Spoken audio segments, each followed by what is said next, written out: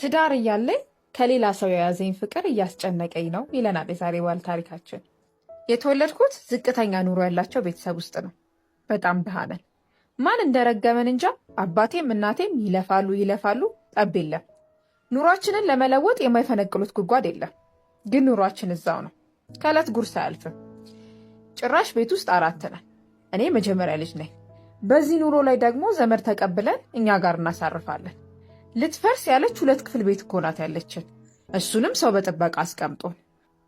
ቤተሰቦቼ ያው የዋህና ምስኪን ስለሆኑ በዚህችም አቅማቸው ሰው ለመርዳት ይጥራሉ። ደግሞ በጣም ነው የሚዋደዱት። ሳንበላ እንኳን አባቴ እናቴን የሚያይበትን የፍቅር እይታ ስናይ ጠግበን እናድራለን። ጨፍኖ ማፍቀርን ከነሱ ነው የተማርኩት። ታዲያ እድሜ ለትምህርት ሲደርስ አካባቢው ላይ ወዳለ መንግስት ትምህርት ቤት ተላኩኝ።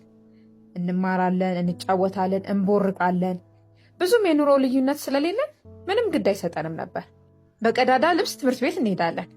በቀዳዳ ጫማ እግራችን እየታየ ኳስ ተራግጠን ተቃቅፈን እንገባለን። ምሳ ምናምን አይታሰብም። ልጆች ስለሆንን መሰለኝ ቆሎም ቢሆን ቆርጥበን ውሃ ጠጥተን እየቦረቀን እንመለሳለን። ታዲያ እኔ ከድሮም ስማርት የምባል ልጅ ነበርኩኝ። ፈጣን ስለሆንኩኝ ክላስ ውስጥ የምሰማው ነገር በቂ ነበረ። ሁሌ አንደኛ ነበር የምወጣው። እሱ ነው ሲጀመርም ጉድ የሰራኝ።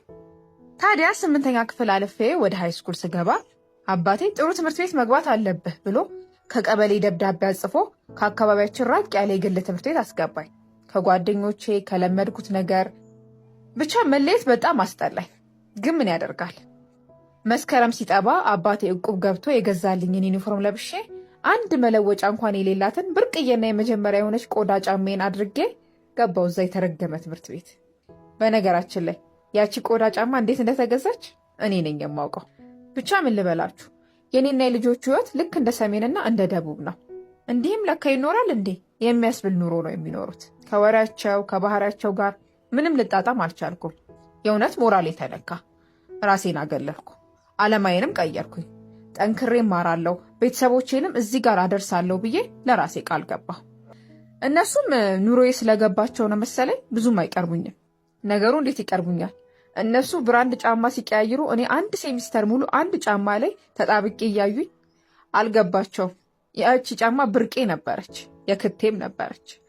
አንድ ቀንማ እስኪ ልቀይር ብዬ ሲሊፐር አድርጌ ሄጄ እንደ ኤሊየን ነበር ያዩኝ። ብቻ እንዲህ እያለ የደረጃ ተማሪ እንደሆንኩኝ 12ኛ ክፍል ገባሁ። ባይሆን አሁን ነገሮች ተበላሹ። ከሌላ ትምህርት ቤት ወደኛ ክፍል ተቀይራ ከገባች ልጅ ድብን ያለ ፍቅር ያዘኝ። ምን ልበላችሁ፣ በጣም ታምራለች። በጣም የእውነት በህይወቴ እንደሱ አይነት ቆንጆ አይቻላቅ። የመጀመሪያ ቀን ሳያትማ ደርቄ ነው የቀራሁት። ሁሉ ነገሯ እኮ ነው የሚያምረው። ሳቋ፣ አይኗ፣ ጠረኗ፣ ፀጉሯ፣ ሰው አክባሪነቷ። በቃ ሞትኩኝ። ምን ልበላችሁ ሞትኩኝ።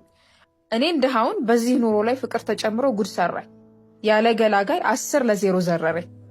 ቀጣይ ክፍልን ለመስማት ፓርት 2 ብላችሁ ኮሜንት ሴክሽን ያስቀምጡ።